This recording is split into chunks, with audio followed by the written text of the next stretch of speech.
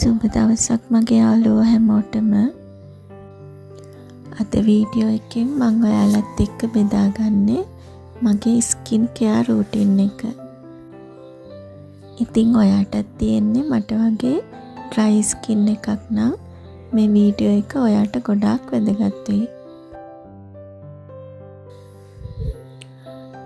කෝපි කියන්නේ ගොඩාක් හොඳ ස්වභාවික ස්ක්‍රබ් එකක්.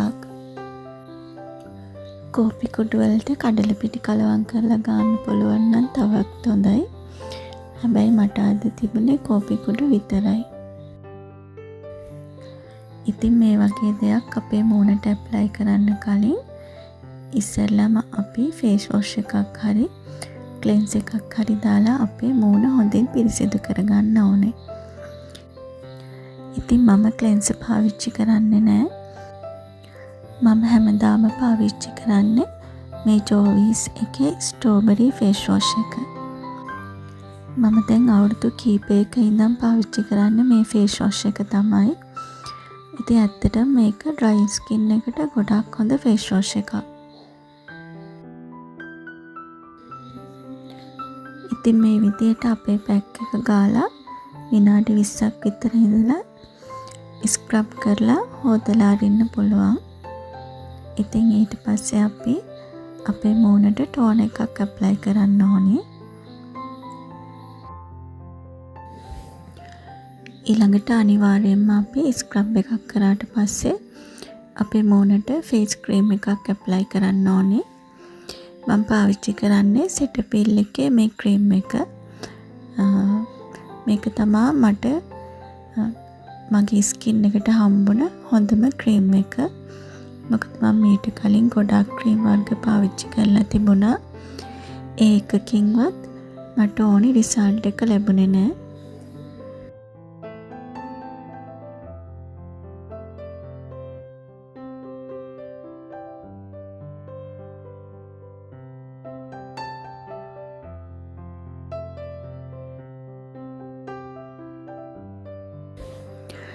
දැන් ඉතින් මම මේ ඔයාලට පෙන්වන්නේ මගේ කොහොඹ ගහ. ඇත්තටම කොහොඹ කියන්නේ අපේ හැමට පුදුම තරම් හොඳ ඖෂධයක්.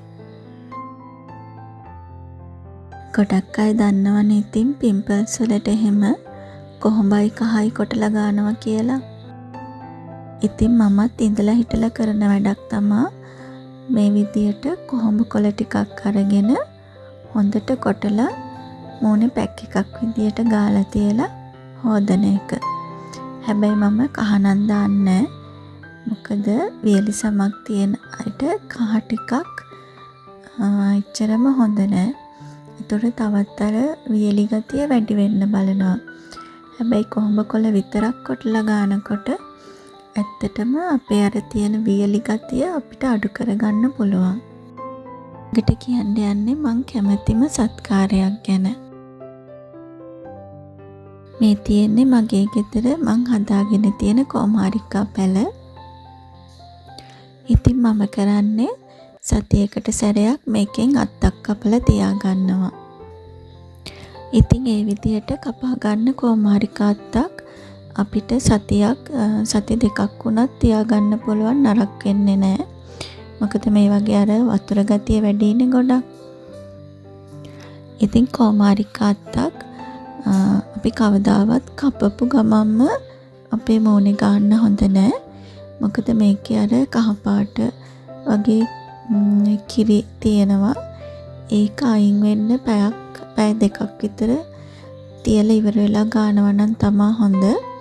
මම නම් ගොඩක් දුරට කරන්නේ අද කැපුවොත් හෙට තමයි ගන්නෙ.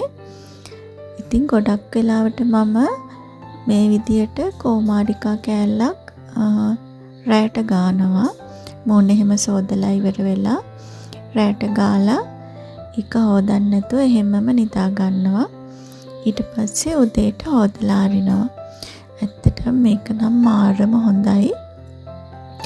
ඔයාලත් ගාලා බලන්නකෝ. සතියක් විතර එක දිගට ගාලා බලන්නකෝ. ඇත්තටම ලොකු වෙනසක් අපිට බලා ගන්න පුළුවන්.